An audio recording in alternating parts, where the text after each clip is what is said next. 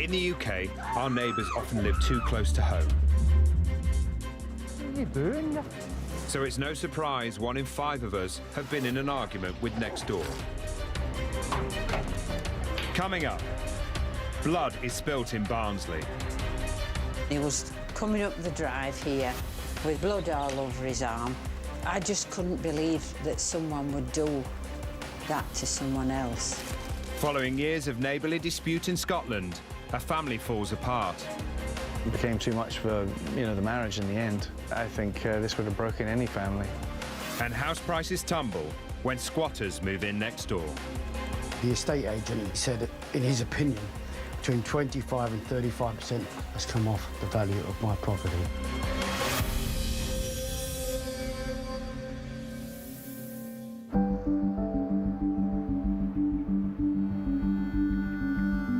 In Barnsley, retired magistrate Barry Roddis and his wife Phyllis have lived on this peaceful street for 14 years. It was a quiet neighbourhood. A lot of people were older people like us. You could look through our front window and see all over Barnsley. And that's why we liked it here. The couple have been happily married for 53 years. Handsome-looking man when you were in your 20s. I used to like showing my body off. Oh, yeah, you liked flattery. But I was proud of that. The Roddises were friendly with most of their neighbours. But then in 2002, they had someone new move in next door. 47-year-old Barry Barker. I think the first time we saw our new neighbour was when he was in the garden. It was soon clear to the Roddises this wasn't your average neighbour. He bought this purple hearse and he was to ride up and down in it. And the registration on it was RIP. And just a matter of months after moving in, Mr. Barker gave the Roddises cause for alarm.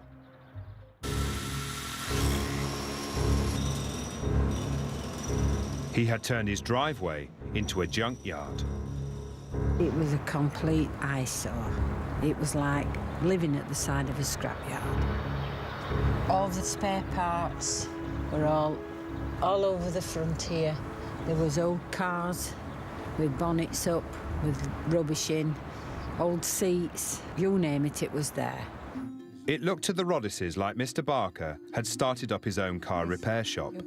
It definitely comes right up onto his drive, resting against our fence. Yeah, yeah.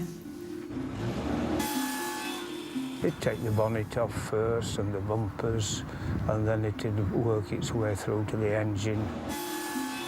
More cars keep coming in. We were at it all the time. And it wasn't just cars that had the Roddises worried. They were just legs and a bit of body. And he stuck them underneath a car, didn't he? Legs with boots on. His increasingly bizarre behaviour was causing alarm. It wasn't just Barry and Phyllis who were fed up with Mr. Barker's mechanical mayhem. Neighbours joined forces to petition to the council, and the local authority began an investigation into Mr. Barker's alleged business. The police gave us this photograph, which was taken by an helicopter. There are that many vehicles, how many is 1, 2, 3, 4, 5 down that side. On that side. The council called a meeting to sort the issue out, and Barry was asked to be the representative for the neighbours. Pause off. It was a decision that was to have a great impact on Barry and Phyllis. I was sat there, and Barker came walking through the doors, and he looked at me as though, he could have knifed me. Mr. Barker claimed he was fixing the vehicles as a hobby, but the council concluded it was an illegal workshop and instructed him to remove the cars. In the aftermath, Barry felt Mr. Barker held him responsible for the council's decision. I opened the curtains one morning and what should I see on the drive but 2 cars One had the number plate Grasser and the other one said arsehole. Well, this was put on that car to get back at you.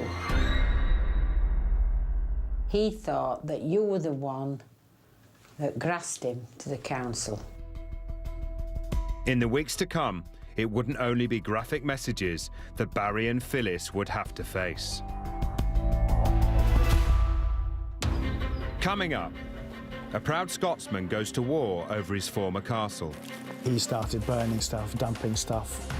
We really had no idea that we would get a neighbour like the one we have now. And a couple's once peaceful home is threatened by squatters. 2 or 3 hours later, they'd broken into the property again. I sort of stay indoors because of them being there.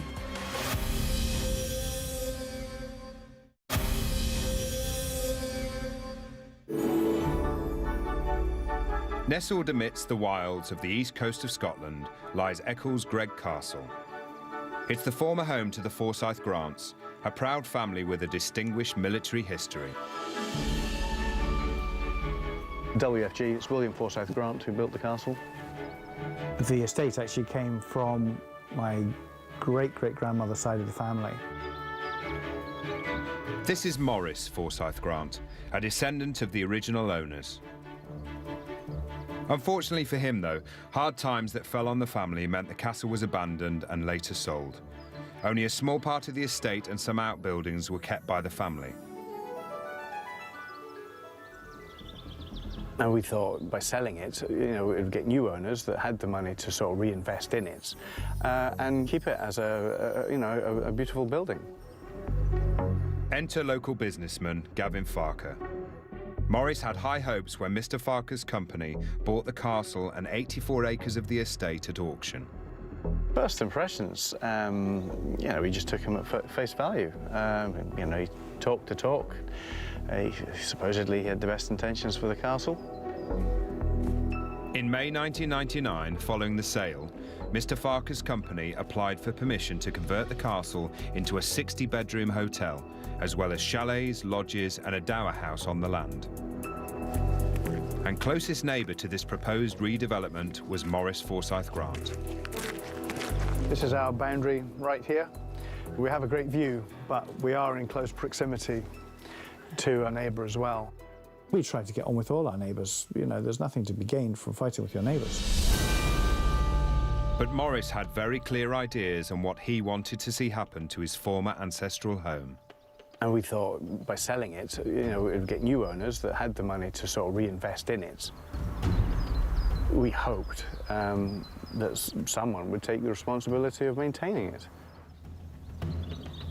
But when the company's plans for the newly sold castle and estate went public, Maurice felt that the changes weren't for the better.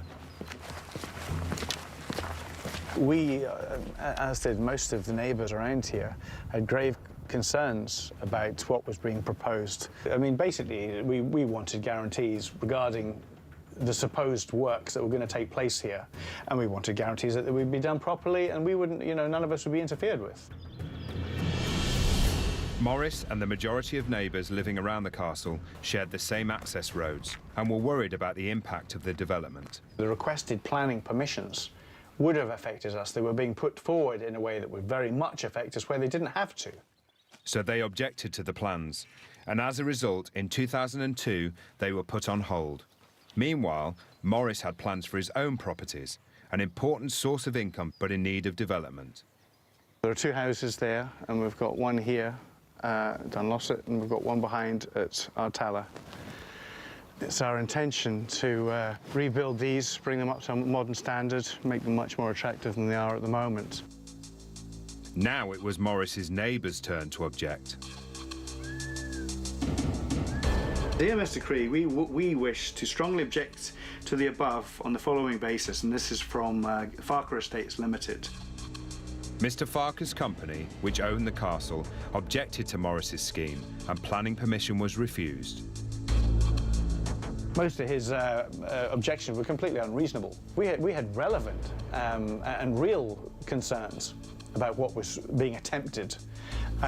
His objections just don't make any sense at all. With both neighbours disrupting the other's plans, there was deadlock on the estate. Morris was starting to feel his neighbour was trying to intimidate him. You know, that's when all the vehicles started getting dumped around our doorways.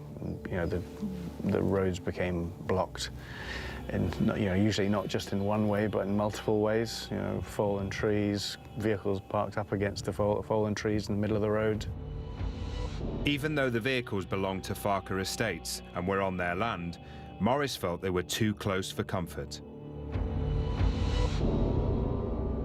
He started burning stuff, dumping stuff all around our buildings, you know, on an almost daily basis. We realized pretty quick what he was about. It was basically a campaign just to run us down, make us want to sell the home farm. Morris and some of his other neighbours started to notice that parts of the access routes to the estate were falling into disrepair. When I came here originally, it was quite good. He's never maintained it. It's just steadily deteriorated from year to year. It's absolutely hellish. Sometimes you get these big lumps of concrete jumping up and hitting the underside of the car. I mean, they're not small. They're really dangerous. You can buckle a wheel on that, you can break suspension on that. Morris claims that it is Mr. Farker's company's responsibility as the castle's owners to maintain the roads. I mean, one of the original crosscuts was here. And that would have taken all the surface water down that ditch down there. He actually ripped them all out and concreted over it. The day will come when I think I will manage to get a kayak from the top of the hill to the bottom of the hill by the volume of water that goes down here.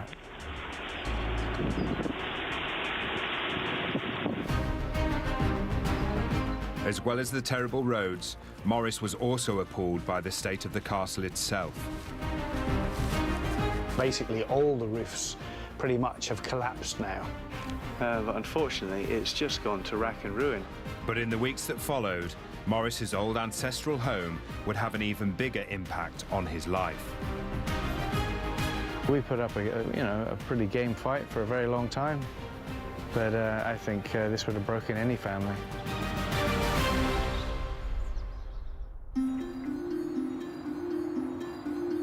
In Barnsley, Barry and Phyllis Roddis were faced with a nightmare next door.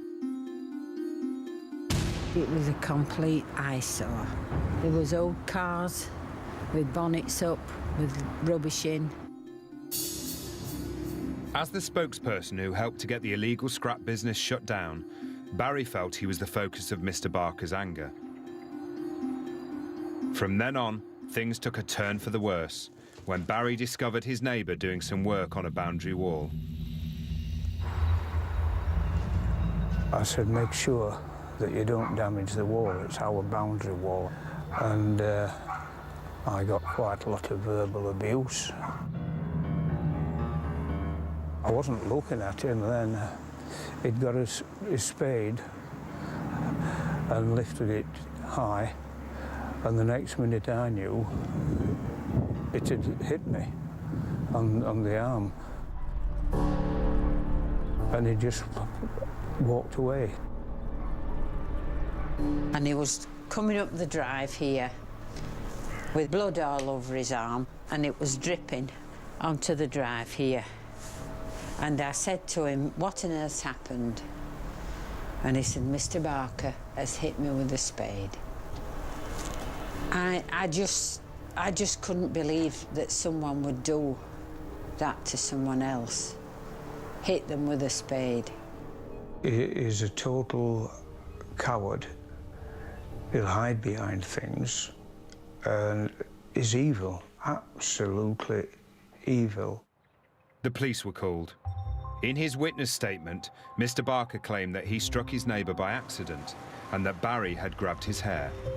Which is an impossibility because we've got a metal ornamental fence on top of our wall with spikes. And if he'd have leaned over, he would have got a spike in his stomach. Despite the attack, Barry Roddis chose not to press charges. He says, I've got to live here, just, you know, let it go. Might be a one-off thing. Was it a one-off thing? Well, no. But Mr. Barker then found another way to make Barry and Phyllis's life a misery. He developed a taste for music.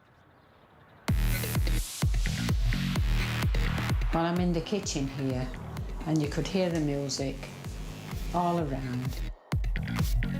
It appeared to Barry and Phyllis that Mr. Barker was pointing his speakers directly at their house. You could even hear the music in the hall.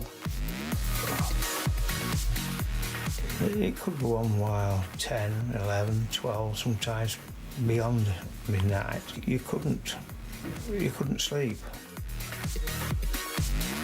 And it was obvious he was playing mind games with us to drive us crazy. Mr. Barker claims he had to have his music turned up full blast due to a build-up of wax in his ears. He's continually playing mind games, trying to destroy both of us mentally. 3 years and numerous complaints later, Mr. Barker was finally given an ASBO. It banned him from repairing motor vehicles at home and playing loud music at night. That still allowed him 13 hours during the day when he could play his stereo. Despite the ASBO, Barry and Phyllis claim that Mr. Barker continued to harass them. Sometimes he used to stand and just stare if I was walking up, like intimidating. Everywhere she turned, there he was. He used to look over his fence with his elbows on the top of the fence, just staring at you and just saying, "Are you all right, love?" With no end to the dispute in sight, Mr. Barker's vendetta towards his elderly neighbours was about to take an intrusive turn. We noticed one day that there was a CCTV camera.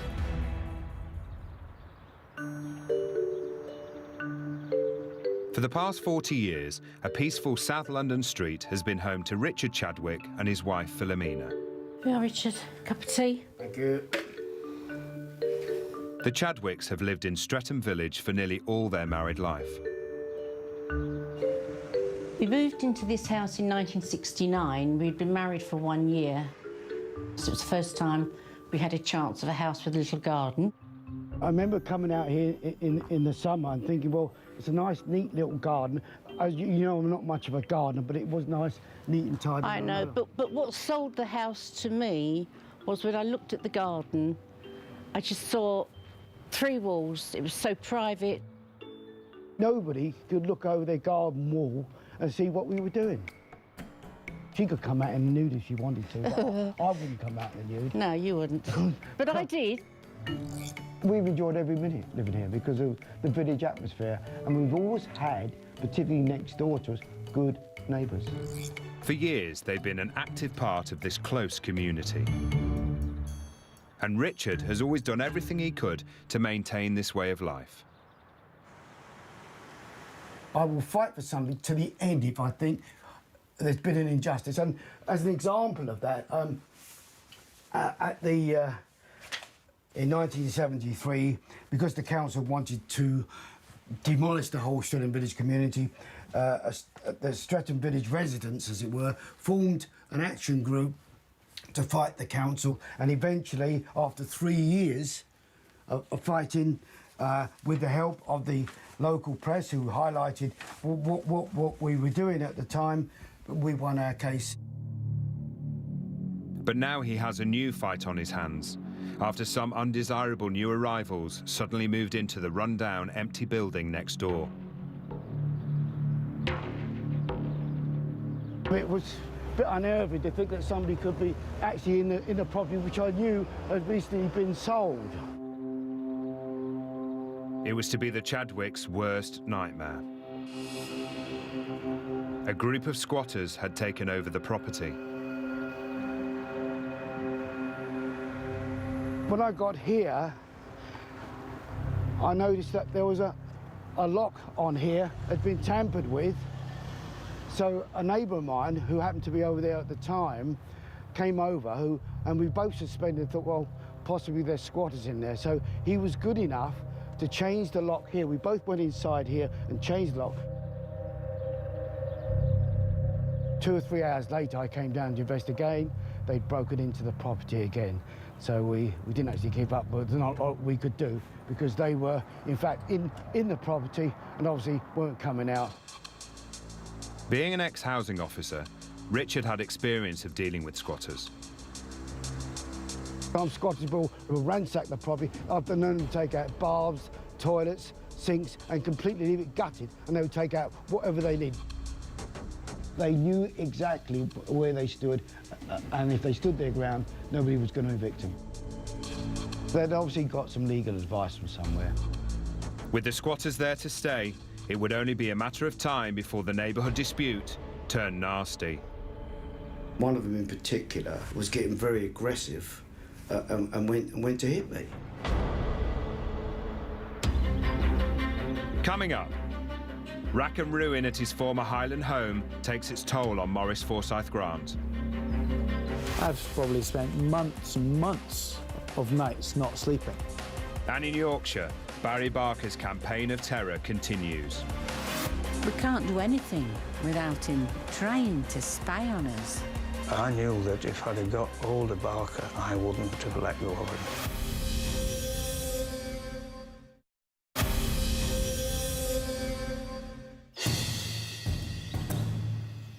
In Scotland, a neighbour dispute on a grand scale was underway. He's made our lives difficult in every conceivable way. And for one man, it's dominated his life for years. We really had no idea that we would get a neighbour like the one we have now. Ecclesgreg Castle was home to the Forsyth Grant family for over 150 years. From here you can see there's that window up there, all that roof and the floors. I used to have parties up there when I was, younger. Bought at auction by local businessman Gavin Farker's company, former owner and now neighbour Maurice Forsyth Grant felt the stately home faced an uncertain future. Of great concern, I think, at the moment, which will be the end of the building, is the front crow step gable up here.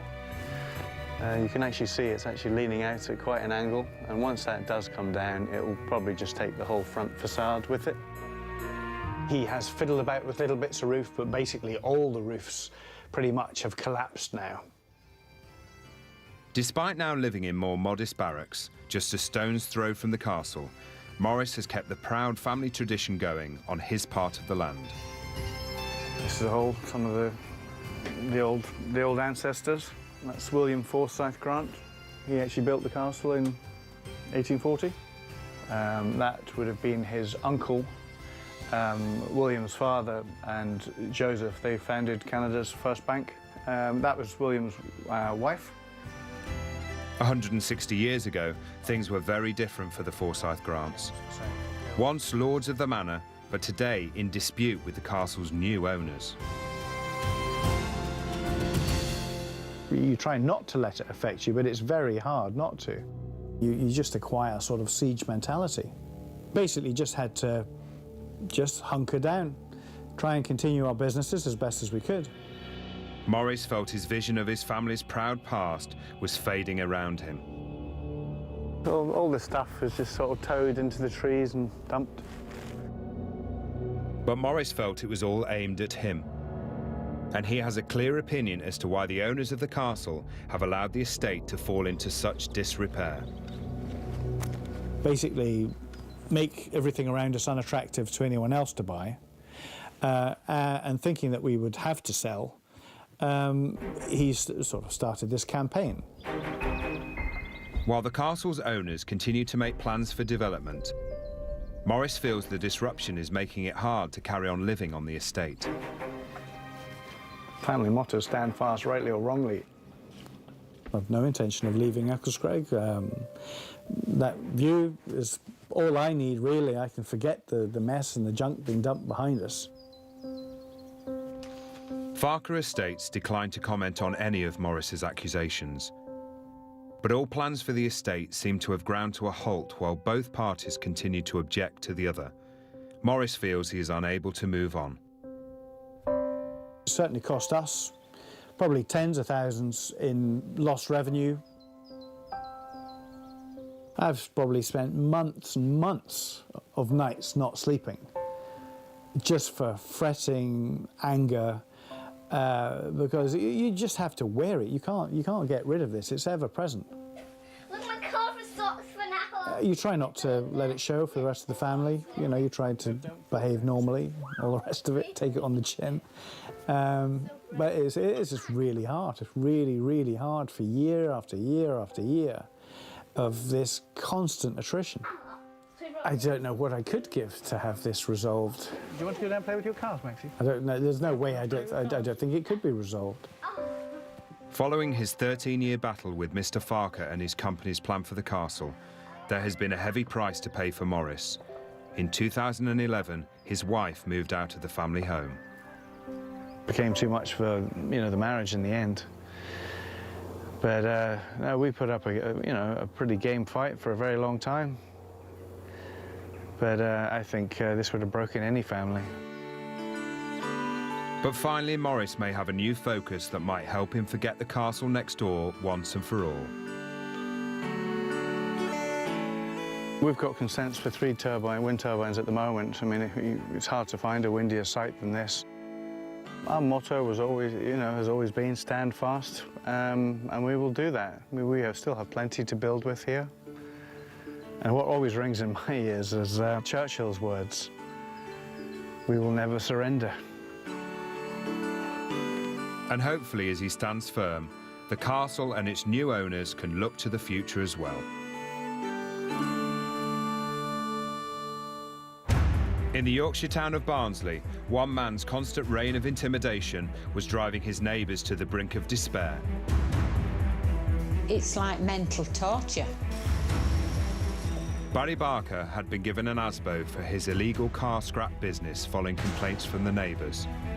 For 3 years, he had tormented the Rodices with his antisocial behaviour. I just couldn't believe that someone would hit them with a spade. But Barry and Phyllis vowed not to be beaten. Well, the police advised us to get real evidence. They decided to install CCTV to catch their neighbour in the act. This camera here points right up to the corner, takes all that section. Undeterred, Mr. Barker decided to play them at their own game. We noticed one day that there was a CCTV camera on the end of his greenhouse. The camera itself was faced straight directly over to our seat. We thought, well, we can't do anything without him trying to spy on us and watch every move that we make. Having hounded Barry and Phyllis with loud music, Mr. Barker was now intimidating them with cameras. They had nowhere to go. He climbed up and he looked over the top. He stayed there for about 10 minutes, then he got down onto the roof for a few minutes and then he got back up again. That's the first incident that we got him to court. It had taken 7 years, but finally, Barry and Phyllis had the evidence they needed to help send their neighbour to prison. Barry Barker was given a 4-month jail sentence for breaching his ASBO as a result of intimidation, abusive language, and loud music. In court, Mr. Barker claimed that the dispute had caused him anxiety and depression. I knew that the prison sentence which he was received would not stop Barker's activities towards us. Upon his release from prison, Mr. Barker returned home, but clearly he was unrepentant. Within weeks, it seemed he was back to his old tricks. We came in one day from shopping And we noticed that he painted some of the panels. He made spy holes so he could look through and not be seen by the camera. That's another way of intimidating us and saying that I can still do what I want, I can still see you, and you can't do anything to me. Barry Barker declined to comment about this. It just shows what type of character he is. It's just everything is done. Make our life a misery. But there was even worse still to come for the couple, as Mr. Barker continued his intimidation. In South London, the sudden arrival of squatters next door to the Chadwicks had shattered the 40 years of peace on their quiet street. They were, in fact, in the property and obviously weren't coming out. It quickly became apparent that the couple's privacy was being invaded by these unwelcome arrivals. Down there is my garden, which is, from that wall there, is barely 20 feet away. It's probably 22 feet high. And the squatters would invariably walk along that wall there or on the flat part near where the glass is situated. I have the curtains closed a lot, so if they are there, and they don't see me. But as the squatters became more comfortable at home next door, Richard and Philomena heard and saw a lot more of them.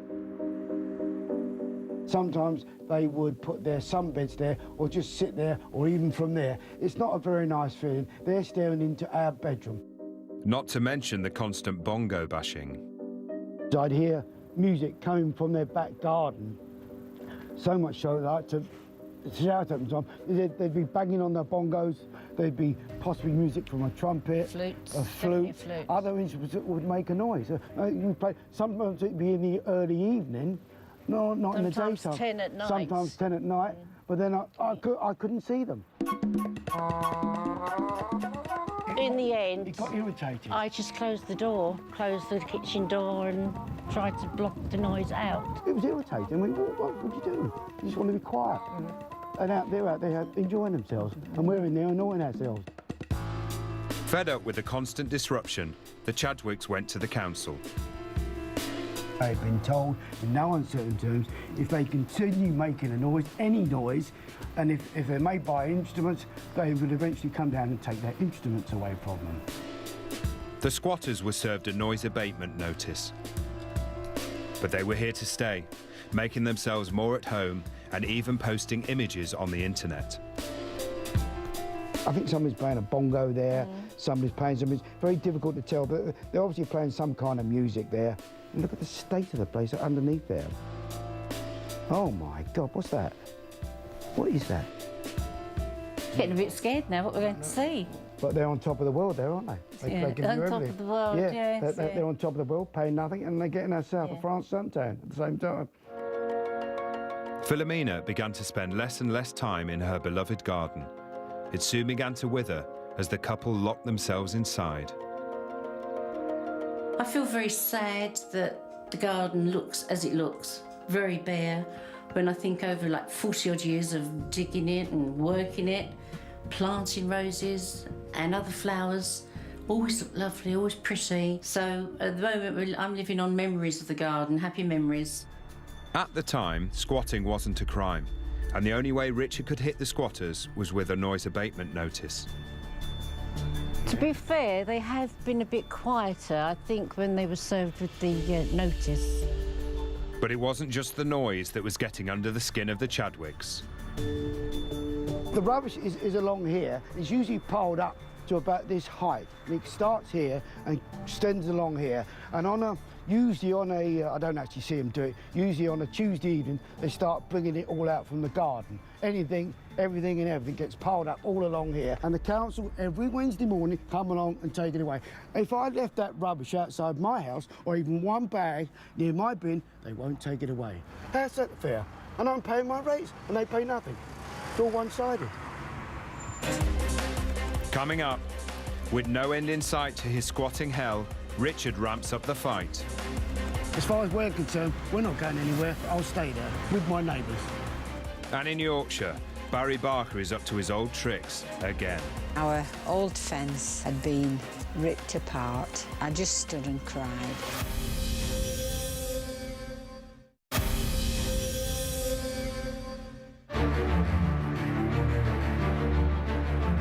In South London, the Chadwicks had been living in peace and tranquility for over 40 years.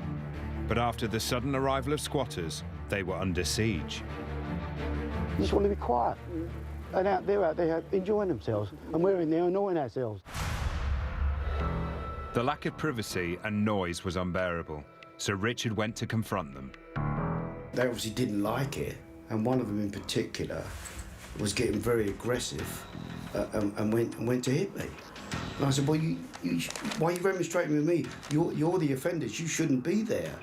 And he objected to that, and I said, well, if you hit me, I said, I'm going to go ring the police straight away. Afraid to tackle the squatters personally, Richard came up with a plan. He went after the owners of the building, a local firm of architects, hoping the boss could rid him of the squatters. Well, you just can't understand it. He will not respond, he won't talk. I've never spoken to him at all, and Richard has tried to email, or has emailed him, but he's just buried his head in the sand. In 2012, the Chadwicks finally thought their nightmare was over when the law changed and squatting was made a criminal offence in the UK. Punishable with up to 6 months in prison and a £5,000 fine. When the law changed, Philomena and I were delighted, but we found out that the police had stopped their action because the squatters had got some legal advice from solicitors that one of the rooms in the property had been regarded as commercial. Apparently, one of the rooms had been an antique shop. Richard and Philomena were devastated.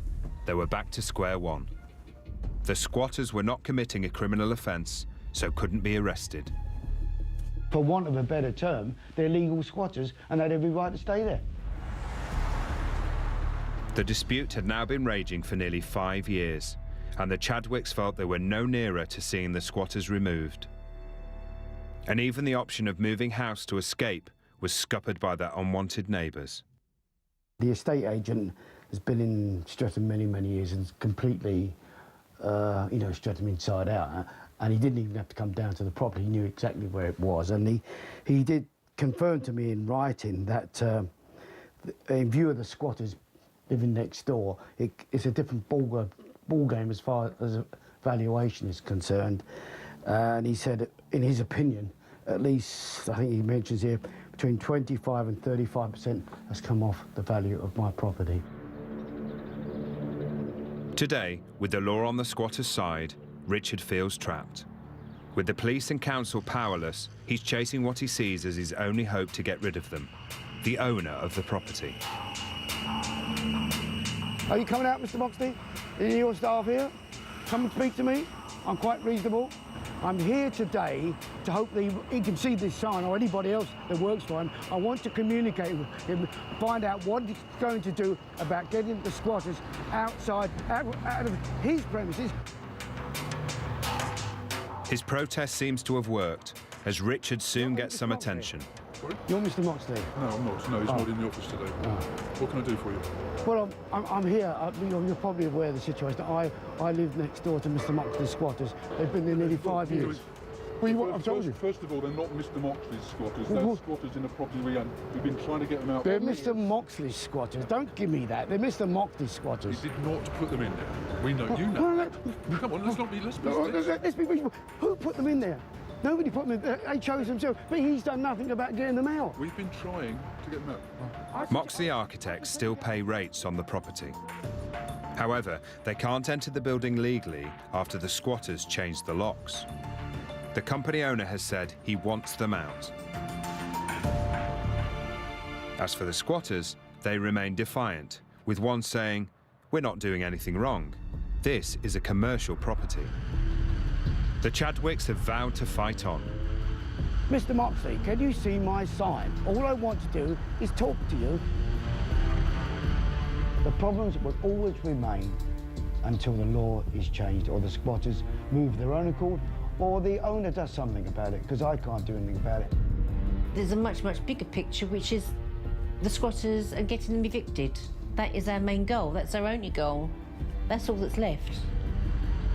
So for now, they are stuck with their nightmare neighbours next door.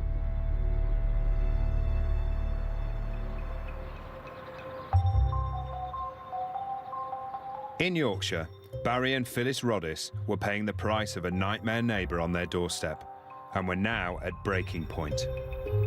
He was playing mind games with us to drive us crazy. For 7 years, Mr. Barker had been the tormentor, which even ended up in physical injury. And now he was out of prison. I felt that I couldn't help anybody. I couldn't help to look after my own family. After endless abuse at the hands of Mr. Barker, Barry was finally beaten. It really affected my husband over the years, and it caused him a lot of mental problems. And he used to come out here with the dog many a time late in the evening, and I'd look through the window and I'd see him with the dog trying to gather himself. And that was all to do with the depression caused by Mr. Barker. I think it reached its lowest ebb when I went through into our bedroom, and he just broke down, and he was really, really crying because he just couldn't cope with any more pressure. It was depression. I couldn't do anything at all. I'd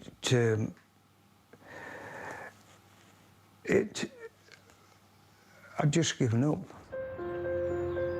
As Barry struggled to cope with the stress of constant harassment, Mr. Barker was about to strike again. We came from shopping one day, and we walked in the back gate there, and our old fence had been ripped apart. It was breaking point for me. I just stood and cried, and I said, I can't cope with it anymore. The dispute had reached a tipping point. Mr. Barker had driven his neighbours to the brink. I knew that if I'd have got hold of Barker, I wouldn't have let go of him. But somehow they found the strength and enough CCTV evidence for one last fight. Mr. Barker was arrested and bailed not to come back to his property. In May 2013, Barry Barker was found guilty of 5 breaches of his ASBO, including harassing Barry and Phyllis, of photographing them and damaging their fence. He was sent back to prison for 12 months. Well, my future is that we get a new neighbour, a good neighbour, and we get his health back. Isn't it nice to be peaceful? Mr. Barker declined to tell his side of the story. His house is now up for sale. We got him in the end. We got him in the end. Next time, a nuisance neighbour intimidates residents on a Dagenham estate. The way he portrays himself and the way he acts makes me think that he is threatening. There's a thief at large in an Anglesey village. I opened this side of my wallet and it had gone. And in Somerset, a dispute turns to menace. Right in your line of sight is a man standing at the end of your garden. He caused trouble for me, so why should I have to be a nice man today? Now, forget war. Is love on the cards for Patrick, Jane in Lisbon? Or is he just messing with our minds? Don't go anywhere, the new season of The Mentalist is on the way right after a quick update from the 5 News team next.